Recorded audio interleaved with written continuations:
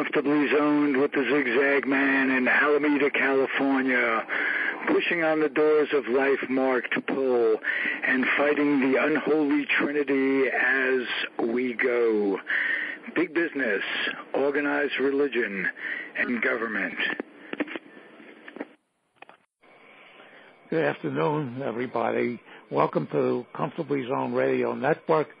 This is Alan Blumkin with another session of Cleveland baseball.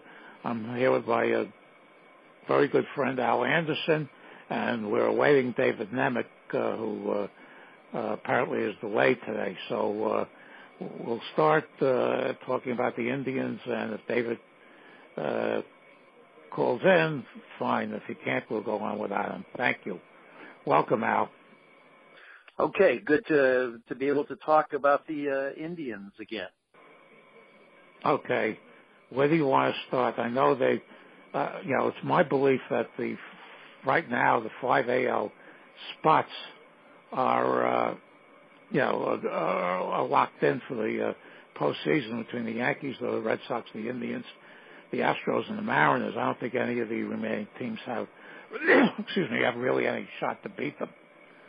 No, and Cleveland can be ever so thankful that they are clearly in the easiest division in all baseball, and yet some of that should not take away from the kind of year I'm planning. I'm going to be heading to the ball game almost as finished. We're done with this podcast, and Corey Kluber, of course, is pitching tonight, and Kluber.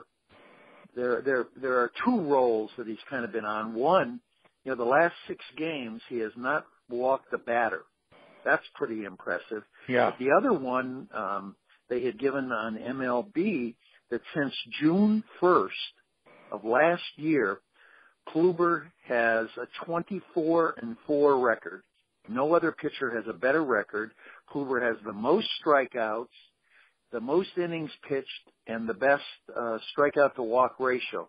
Now, hey, I'm an Indians fan, so obviously I'm biased, but the guy's already won 2 Cy Young awards, but he is continuing to be an amazing, dominating kind of pitcher. Who's also pitching very well for them this year is Clevenger, which is a big surprise.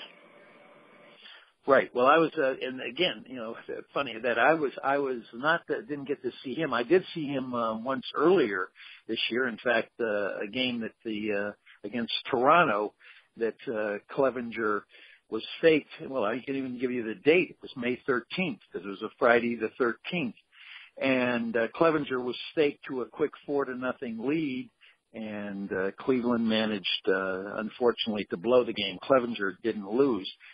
But the kid Adam Plutko who pitched a no-hitter when he was sent back to Columbus this year, has ended up even being a number 5 since Tomlin has been just Josh, who was so good, in earlier years and things. Tomlin. Well, in the last I looked, I haven't paid attention. He has come in a couple other games recently. But one point this year, he had 36 innings and 18 homers. A home run every 2 innings is absolutely unacceptable, untenable. It's, how do you stay in the majors when you're that? But I know Francona really likes Josh Tomlin, and he wants to keep him around. I think he's hoping he's going to find himself, but he certainly hasn't shown it. But I still, I'm not sure who I would put out there with, and especially the big 4 with Kluber, Carrasco, Bauer, and Clevenger. That's an awfully good foursome. Most teams, one of the offshoots of the 5-man rotation is it's very, very hard for most teams to find a adequate fit starter. Most teams are lacking in that. Right, and Plutko has a record now of 3-1. Who knows whether he's going to be the 5th starter answer for and the White Cleveland. Sox beat him a couple of days ago. Right, that was the game. Yeah, it was at the game. The second pitch was a home run. The third pitch was a home run. So it was not a fun for a Cleveland fan to be there at and now it's Al, we've talked about all these corporate names and how upsetting. I mean, Guaranteed Rate Park. Yeah. Is there a worse name for a baseball park than that? Who knows? I mean, so.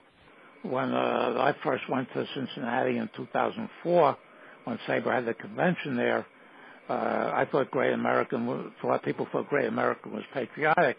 You go there, you go outside, you look across across the bridge there, and Great American is an insurance company. Right. And you got Global Life in Texas now, in Arlington. Yes. And, nobody refers to them, most of them, by their corporate names anyway. Right. I know you talked about that. One year I did a local trivia here in the early days of that, and I put in a question about corporate names, and it was so badly received that I never used it again. I learned my lesson. Nobody cares. No, and the traditional names, and when they were the names of the owners, and again, back how many people? I go to the ball games, and one of the favorite T-shirts that you will see is it is still the Jake, or it will always be the Jake. And the Jake, of course, was the nickname for Jacobs Field. Yeah. Dick Jacobs. Many of the people don't, Jacobs was a developer. You couldn't get one of the few people to tell you who Forbes Field was named for. It was I think a general in the Revolutionary War. Wow. Well, it was Forbes Avenue. It's Forbes Field because of the location. Yeah. That it was on Forbes Avenue. It wasn't for an owner. So many of the places like Briggs or Comiskey. Yeah, Bush Stadium. Wrigley Field. Wrigley was the Shy Park, the Connie Mack Stadium. I mean, most of those old ballparks were named for, named for owners. That the first generation of the city ballparks. Now, forget it. You have Miller Park in Milwaukee. Now that hasn't changed since that was opened. No, and Miller, of course, but it's Miller Beer, but is Miller's? I guess Miller High Life is still around. I was thinking maybe it had gone out. Schlitz and Blatt. A lot of the old a lot of the old beers are out of there. Right, that with them. Can you talk a little bit about Jose Ramirez, who's a player that's having a great year? I can talk a little. Nobody knows very much about. I know, and what is so remarkable, and I happened to just be looking, and it was about the All-Star game, and it was some guy saying how many more people think, Lindor is going to make it than Ramirez, and yet Ramirez is having just an incredible year, and some of the stories and things about him. I loved the initial scouting. Cleveland, and they don't say who it was, but the Cleveland scout came down there. I think it's Dominican Republic, right? I think he was there. And they were looking at some other kid. And the scout saw Jose Ramirez, and he said, "This kid is fantastic." And he said, "I think we can sign him for $5,000." When he called and checked with Cleveland, Cleveland told him they didn't sign anybody that low. The minimum that they ever signed a guy to a contract was $10,000. He said, "Well, I'm sure I can sign him for 10." And so that was the Cleveland bonus, was supposed to be the $10,000 that got him. And he is just, Baseball America underrated him constantly. Everywhere he has overperformed, and plenty of skeptics. And when he had the kind of year he had last year, people thought, well, he had his career year, but watch, the kid will come back to earth. And the thing with Jose, I mean, did he get his 20th? He was at least at 19 homers. I'm not sure, what he's up to, but he is such a natural hitter. And again, he's a switch hitter, which is wonderful. And his favorite position, he would like to be the second baseman. Unfortunately, and that could get into a whole thing. So we had this with with David. Your favorite Kipnis. Kipnis, and Kipnis is still 190. Jason Kipnis is not doing the job, and they also why does Francona insist on playing him? He insists because it's so why he keeps Tomlin up there. He really likes the guy, and he has certain favorites. You reach a point, I mean, where it's a law of diminishing returns. If the guy can't perform anymore, why put him out there? You're just hurting everybody. Yeah, well, this kid, Eric Gonzalez, who is the backup second baseman, I mean, all he's hitting is about 325. I mean, 190 versus 325, it doesn't take much common sense. And finally, he moved him down. And that was interesting. Cleveland, once they switched, an early season lineup had Lindor leading off, Kipnis batting second, Ramirez and Encarnacion, Brantley batting fifth. They moved Brantley up to second batter, and then that's a pretty good trio to lead off the innings with Lindor, Brantley, and Ramirez, and finally he still didn't have Kipnis low. He should be eighth or ninth batter, but he at least put him down to sixth and seventh occasionally. But I saw that they DFA'd Melky Cabrera and they reactivated Brandon Geyer, I think his name is. Brandon Geyer. Well, the Brandon Geyer story is interesting. When the Indians originally got him, and I forget was it Tampa Bay or the Marlins? I thought it was Tampa Bay, but it might have been Marlins. It was a Florida team. But the thing about Geyer, you looked at his, I'm going to say, 250 kind of career hitter, but he's a right-handed batter, and he's got a career average of like 320 versus left-handed pitchers. So he is one of the, he's a platoon kind of player to put him out there against the left-handed pitchers, and he hits very, very well. He's a good defender. And that's back to the thing, too, about Ramirez. Ramirez is very, very good defense. It's been a concern of Cleveland this year that Lindor, who only made 8 errors last year, I think he made his 7th error already this year, and we're not even halfway through the year.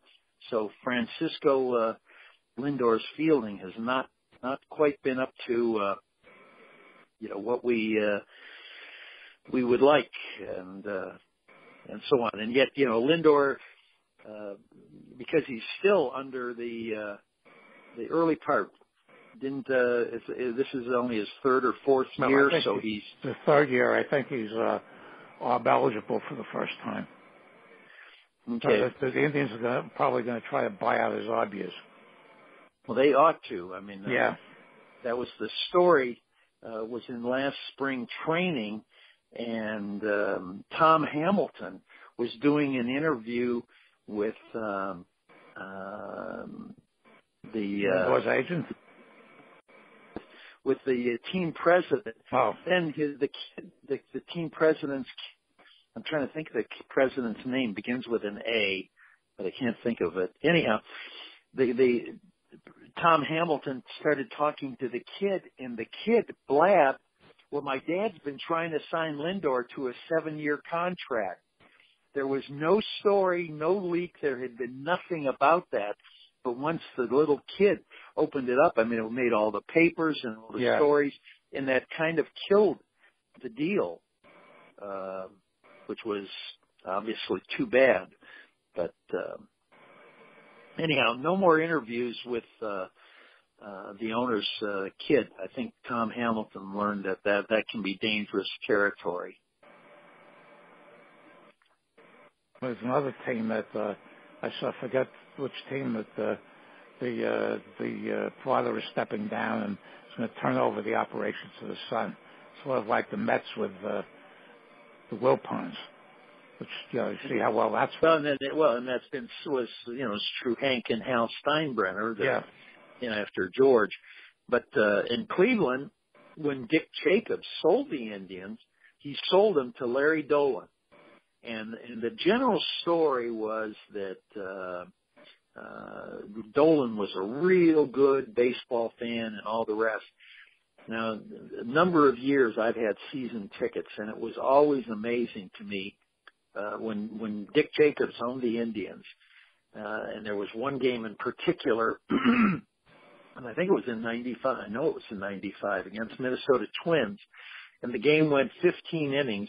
And the friends that I went to the ballpark with, one by one, they all left me. I was there watching it and staying till the 15th inning.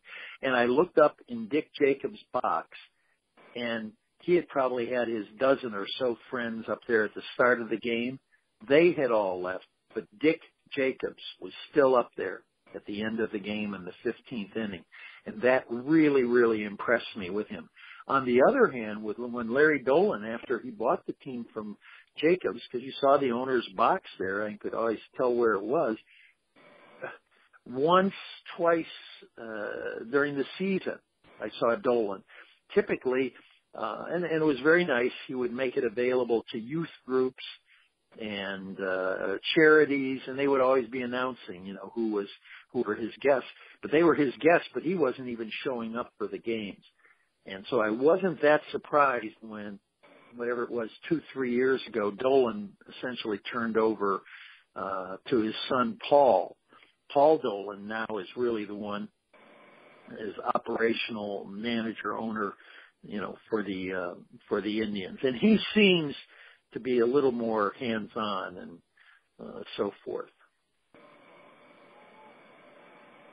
Yeah, so a lot of teams have that now. I mean, it's going to be interesting when the Sabre convention goes in Pittsburgh, and they're going to have Neil Huntington, the general manager there, who's going to be asked all sorts of questions, and they'll probably screen the questions, so whatever they ask them will be puffballs. That's what they do at recent Sabre conventions. Yeah, well, I guess you have to be nice to the host, or at least the host city. But anyhow, I look forward. This is going to be the first time. And what did we figure it out? It's about 10 years, Al, since we have met each other. We've talked very, very frequently. 2008, yeah. So it's first time in 10 years we'll see each other. Both of us have had health issues in this time, but the wonderful thing about baseball and sports is giving you something to follow and to watch and to pay attention to. And the one thing I've always loved over the other major sports, your football, whether it's college or pro, it's one game a week. Basketball might have 3 games. Here's David? Hi. Yeah, sorry. We just got in the door. Maryland's appointment took longer than we expected. Okay. Welcome, David Nemec. Good to hear your voice. My co-host has just joined the podcast. Okay. Okay, we were discussing why baseball is much easier to get a grip on and follow, basically because of the history and the fact that it's essentially daily for 6 months. Yeah. Well, Tom Boswell, it's much more like life, but in the sense you live it daily. You don't live it once a week or 2 or 3 times a week. You have ups and downs all week long. Good days, bad days, good streaks, bad ones, and life gives you some of those as well. Unless you were a fan of the Phillies from 1916 to 1947. Or the A's. Or the A's from, 33, was it 30? 30. Well, they had a good year in 48. And a good year in 52. But that's about it. Yeah. Well, the Pirates, aside from a few seasons since 1979. No. Well, I remembered when I was, of course, first following baseball in the 50s and looking at career records. And, of course, the Yankees had the best career record in the American League. But up through the 50s, Cleveland had even though we only got to the World Series, in 1920, 48, and 54, but we had the second best record of any American League team. Cleveland had basically, except for a couple of years, they were solid at almost every season. Well, then they finished second from 1951 through 1956. Every year, except for 54. Except for 54. I think they had. Yeah. Yes. Yeah, and then they came back in 59 and had it was amazing. In 1952, the Yankees opened that September with a 2-game lead. Both teams went 19-2, and the Yankees finished 2 games ahead. They only played 1 game, and the Yankees beat them. If they won that game, they would have tied. Yeah, but I didn't know that. It's amazing. I mean, it's just if you look at the Yankee games from that, it wasn't the big 3 winning most of the games. You had a lot of obscure pitchers or secondary pitchers winning it. Was that the era of Bob Cazava? Loaded up on Stubby Overmeyer and Bill Miller. They had up a pitcher named Bill Miller who won. Bill Miller once or twice. Ray Scarborough they had from one. And the Indians were, I think, some point Costello was having a lousy year that Lopez said he was going to pitch Lemon, Wynn, and Garcia until their arms fell off. And Casey Stengel said sometimes that don't always work. Yeah. But they were in most of the 30s. I imagine they were pretty decent. Even though they were solid in the 30s. Well, that was with Averill and Trotsky and Vodnik with the big 3 hitters out there. But I'm trying to think who else besides. I mean, they had Johnny Allen and Harder. Who else were? They also had Earl Whitehill. They had. Feller came along. They had Bagby Jr. Kennedy. Bagby was, of course, Joe Heaving. In '36 they had a very, very solid hitting team, and that was the year that Joe Vosmek chose to fall off the map. Now, David, the big question: did you find out the 2 guys from 1883? There weren't any. There were none. None, so they're wrong. They're wrong. It might have been 84, but it was not 83. What was the question? The question was, the other night, Gleyber Torres and I think his name is Juan Soto on the Twins became the first pair of teenagers to hit home runs in a game. They said it was the first time since 1883. So I posted the question to David yesterday. He said he was going to research that, and he can't find it. I researched it, and there were very few teenagers in '83. I'm not even sure there were any. Maybe '84 when they brought in the UA. Because of 84 is probably the season. Yeah, because they and that would require pretty intensive. When the UA came into existence. That would require pretty intensive research because there were a lot of teenage players who came in '84. Some guys lasted only a week, 10 days. Yeah, somebody on I'm on a Sweet 16 site because I'm told how my iPad crashed, so I don't know when I'm going to be back online. But somebody posted remembering Kirby Farrell. And he Kirby Farrell was in 1956. 7, yeah. He got there with Score getting hit in the eye, and with Lemon, apparently reached the end of his. Yeah, Lemon declined. Garcia was on the down. Yeah, Feller had retired. Feller was gone. So he was there just for 1 year. And Narleski and Mossy never, they were doing okay, but they weren't doing great. Did Frank Lane bring him in, or no? Did Frank Lane inherit him? Inherit who? Kirby Farrell. Farrell was like the Indianapolis Indians manager. Yeah, he was there, and they somehow thought was kind of rewarded because Lopez left. Lopez left after 56 to go to the White Sox. Yeah, exactly.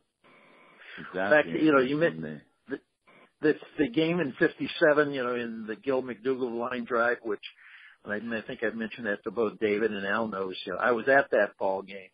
And well remember. You were at that game? No, I didn't realize. I was at the. Wow. Yeah, I was at that game, and of course when he slumped to the ground and everything, I thought he was dead, honestly. I thought he was dead. And when they brought the towel back, we had great seats. We were second row right behind the Indians' dugout.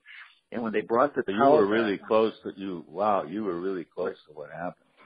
yes, so I saw the blood, the amount of blood on it and everything. And again, I was just sure. And finally, when you started to see his legs moving a little bit out there, that was some hope in it. But the rest of it, which hardly matters except, for a trivia buff, two things. Cleveland ended up winning the ball game, and Bob Lemon came in relief, and Bob Lemon got the victory in the Herb score game. Yeah. Well, he was 6'11" that year, Lemon. Yeah, Lemon was not the very wheels good. just really fell. He was 37. The wheel just fell off.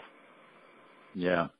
And, as I've mentioned a whole bunch of time, McDougal was so affected by that incident that he was never, for the rest of his career until he retired after 1960, he was never the same hitter again. Right. No. I think to catch David up on that. And how many people would you say were at that game? Oh, I'm going to guess that it was probably a 16,000 crowd. There's not very many. It was a Yankees night game early in the season. It was a night game. Yes, I heard it on the radio because the Yankees and Giants shared Channel 11. That was the last year the Giants were in New York, and they both televised home games. Well, I remember hearing the radio too, whichever station, Tom Manning, and of course Tom Manning had been like a regular play-by-play announcer in earlier years with Cleveland. Yeah. Now he was just a sportscaster. But Tom Manning, he did football too. He did Ohio State football for a while. Manning, who was a good Catholic, and of course Herb Score was Catholic. He asked for people to say prayers and to light candles for. From what I understand, Palavito was very, very close. They had. Was Score carried off on the field, stretcher? I think that's the way I remember. It was a stretcher. Yeah, he did not try to get up and walk off. They took him down into the dugout, and he disappeared. Yep, that was it. The ambulance didn't. I don't remember an ambulance. Again, something you don't ever expect to see at a baseball game. I mean, I don't think I was never at another one where. And your player and in everybody's heart and mind, even though Score always insisted it was not the line drive off of McDougal that ended his career. It was a sore arm and arm trouble that he developed a couple years later. And he had to change his delivery, and he really never. After he changed his delivery, he'd have a good game every now and then, but he just never could really. He was faced. He came across his body so sharply that the whole left side of his face was exposed to the hitter, and that's what he had no chance on a line drive back through the box like the one McDougal hit. Whereas a pitcher who had a kind of straight up stance when he finished once he made his delivery, he would have probably at least got his glove on the ball or got something on the ball, something up in the air, a hand or whatever, to block it. But Score had no chance. Yeah, and they had talked about that Herb Score was a bad fielding pitcher, in part just like you're saying, David. He didn't come to a good position at the end of when he finished his delivery. Whereas Bob Lemon, again, the former infielder and sometimes a little bit outfield, but Lemon was a great fielding pitcher. And he came to a nice. He's an ex-third baseman, right? So he was fine at it, and unfortunately, Herb Score wasn't. That was a tragedy. Yeah, it was. I'm as soon as I get off this, I'm going to be heading to the ballpark, Kluber tonight, and it'll be interesting. The weather is very good. It's in the 80s. It's going to be Dollar Dog Night and fireworks. Kluber, this run that he's on, it's 6 straight games now. He has not walked a batter. I didn't know that. Wow. That's pretty impressive. Have any of them been complete games? He may have gotten another one. You know, the first game of the year where opening day Cleveland lost 2-1, quote, goes as a complete game, but he didn't have to pitch the ninth inning because it was at Seattle. That's a complete game. Yeah. But that, I think, is maybe his only, because his strikeouts are so high and everything, usually, you know, he does pitch 106, 110, 114 pitches, and the way they're in love with pitch counts, because I'm one, it seems to me high pitch counts in cold April weather, you know, no, you don't do that. But in the summer, if the arm is good and all the rest, I don't see why pitchers can't go the 120, 140 pitches. But well, I think we're all old school, and this constant use of pitchers. The Yankees the other night got when they lost to Washington, got excuse me, 6 innings out of Tanaka. No, it wasn't Tanaka. I think it was. I forget. No, it wasn't Sabathia. Severino, no. No, it wasn't Severino. It was one of their others, Sonny Gray. Oh, yeah. Yeah, and they brought in the only lefty they have in the bullpen, a pitcher by the name of Chasen Shreve, who the only time he should get into a game is when they're either leading by a lot or losing by a lot. They bring this guy into a tie game because they used the 7th inning guy, Chad Green, up a couple of games in a row, and Shreve gave up a home run to lose the game. Well, were you paying attention, David? You noticed a few weeks ago when Kluber had a 2-0 lead after 7, and the Al bullpen told me about that. Yeah, no, 11-2. 11-2. Yeah, 4 runs in the 8th. That was the Yankees. Yeah. And 7 runs in the 9th. There have been posts on Sabre about when does the bullpen card come into use and so forth. I put a post up yesterday. I said Cleveland's got to get a clown car to get their bullpen into the game, and that's because it's really a shame that they really did so little to improve the team over the winter, and it's a shame because they're in a division where they should have a 10-game lead. Oh, easily, yeah. I'm still believing if Miller does come back, and they're waiting very, very patiently this time and saying it's looking safer and safer. And I do think Miller is very key because obviously you can use him in the 7th or 8th inning and make it a little easier on Cody Allen. Otero is having such a dreadful year. McAllister, there are plenty of us who just never have understood how McAllister stays around because he can't pitch in a big situation. Is he left-handed? No, he's right-handed. We got him from the Yankees. He was I don't know how the Indians picked him up. He did nothing before he came. I don't think he did anything before he came to Cleveland. And, right. Nothing to recommend him. You know, his pitches look, and when you watch on there, he's got a 96-mile-an-hour straight ball. And guys can hit good fastballs. They oh, can. Yeah. So, who's pitching for the Twins tonight? Kyle Gibson, who so. The bookies have it better than 2-1 for Cleveland tonight with Kluber. So anyhow, I'm expecting, and I would think this could be the first time since opening day that Cleveland might have a crowd of 30,000 or so. You know that. Is that right? They've been drawing that poorly. Yeah. Oh, they have not. Yeah. I mean, but they're not seeing. They're just not seeing a team that really, it's that exciting. I mean, Linder, Ramirez, and Brantley. They're good ball Don't forget players Brantley, especially Brantley's clutch hitting. Brantley seems to have tailed off quite a bit the last couple of weeks, but you're right in the fact that he stayed healthy. If he hadn't been healthy, they'd have no outfield. I mean, everybody else is going down. Well, Chisenhall's had the same injury 3 straight years now. That's obviously very worrisome. It is. Geyer is back, and I was pointing, to Al. Geyer is the specialist against left-handed pitchers. His career batting average is like 320 versus left-handed pitchers. So he put him out there. He's always impressed me against left-handers. He has. I like him. I like him a lot. I hate to see him when later in the game they now have a right-handed pitcher on him, and he just they switch him out. They need to switch him out too. Yeah. With it, but but they should. What are they going to do with Kipnis? What are they going to give up? We've already talked about it. And the thing too is this Eric Gonzalez.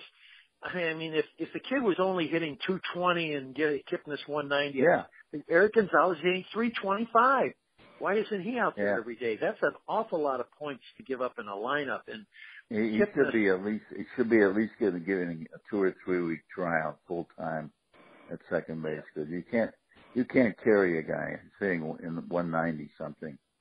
Clint Hurdle was very good at that. Yeah. The thing, and it was a key game, this White Sox, when they had all those hits, they ended up losing, the White Sox 3 runs, 4 hits, and Cleveland had 2 runs, 14. But in the 7th inning, Cleveland had runners on second and third and 1 out in Kipnis. Could he lay down a bunt? Could he at least hit a hard ground out? Could he hit a sac fly, let alone a hit? No, he struck out. And Kipnis has just done it too often this year. And he's something happened to him. Too many years, too many injuries, or he's been around quite a while. Yeah, he's been around. He's not that old. He's about 31. Yeah, but he's like 31 or 32. But the proverbial line on Frank Robinson, remember, with old 30, yeah, an old 30. 30, yeah. Yeah. Turned out to be one of the worst trades in most one-sided trades in baseball history. Yeah. Frank Robinson is the only superstar of that era that changed teams in his prime. Yeah. We thought, Trader Lane, that Lane, when he had been with the Cardinals, had wanted to trade Stan Musial. Yeah, that's when Bush fired him.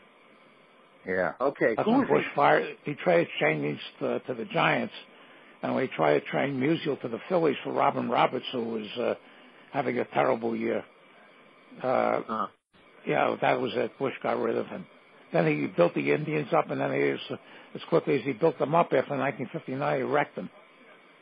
He wrecked them. Yeah, he made the worst. Yeah. His spring. He made one bad trade after another. Calavito for Keene. Yeah, and McLisher was their ace. Cincinnati for Temple. Yeah. Temple. Yeah, didn't do anything. McLisher for Temple, it turned out to be a bad trade for both teams. Yeah. Yeah, and McLisher didn't do much.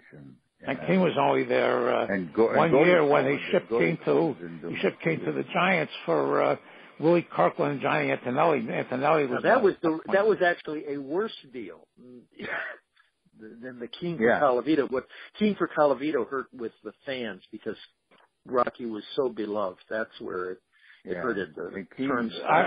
There's a book out called Frantic Frankie Lane on him. And they said that the reason he traded Colavito was more popular than him. And Lane, and he couldn't stand any player being more popular than him. The bar was so low, I can't believe that. Yeah. I would think Jim Back.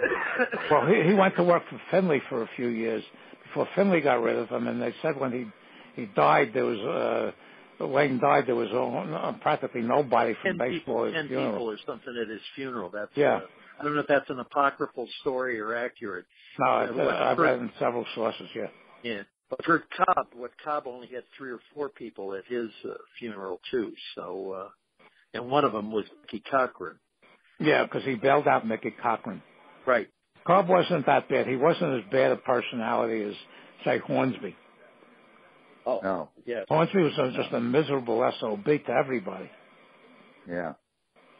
No, I actually think Cobb got gotten a bad rap over the years. He came up with a very rugged team that really hazed him. He was, treated McIntyre treated him brutally.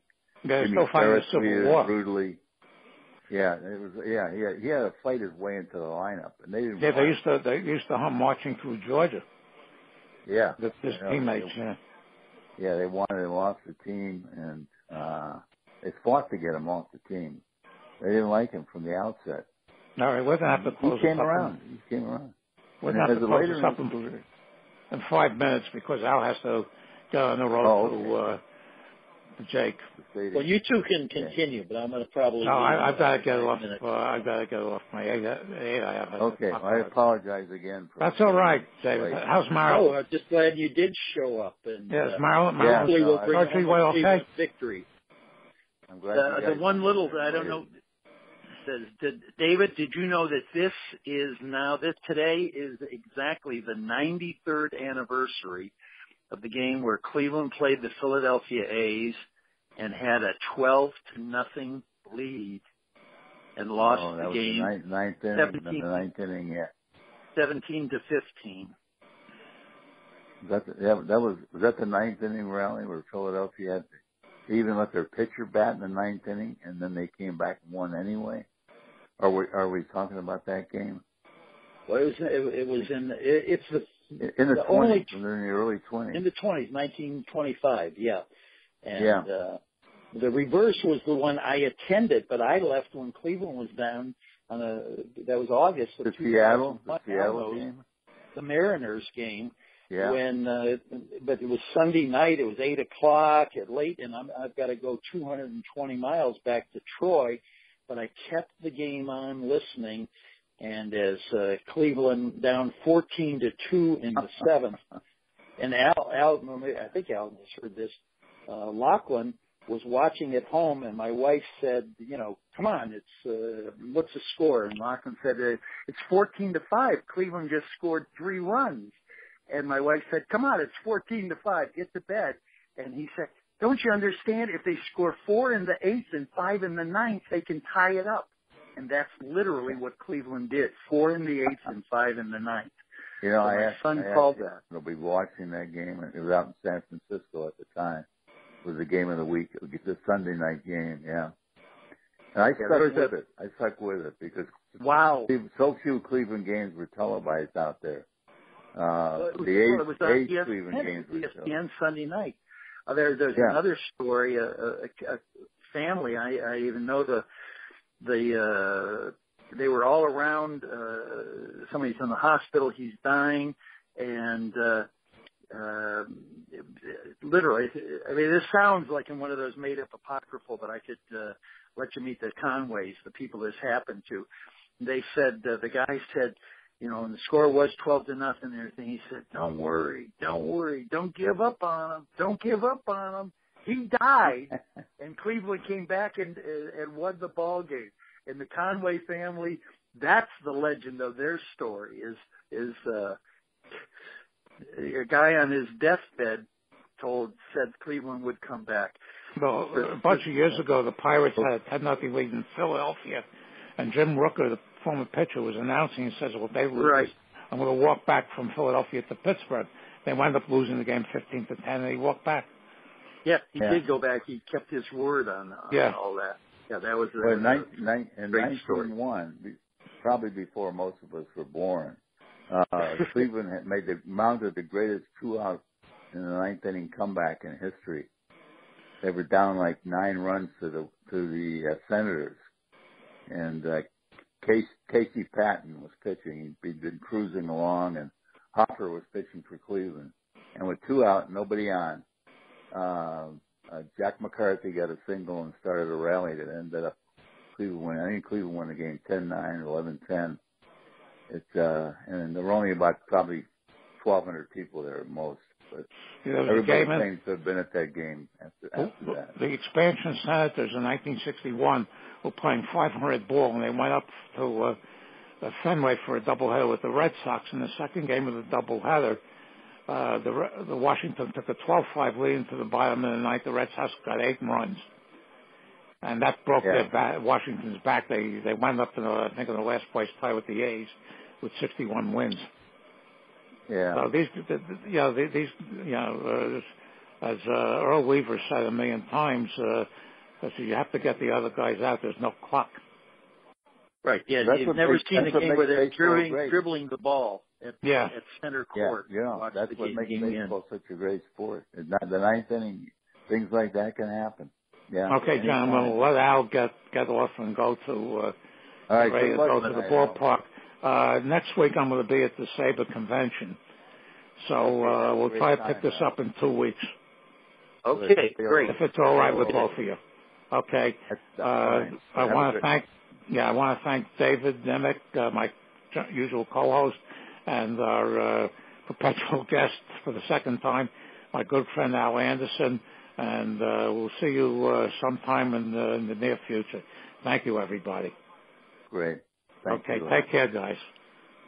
Take care. Enjoy the game tonight, Al. Bye-bye. Appreciate it. Thanks. Bye-bye.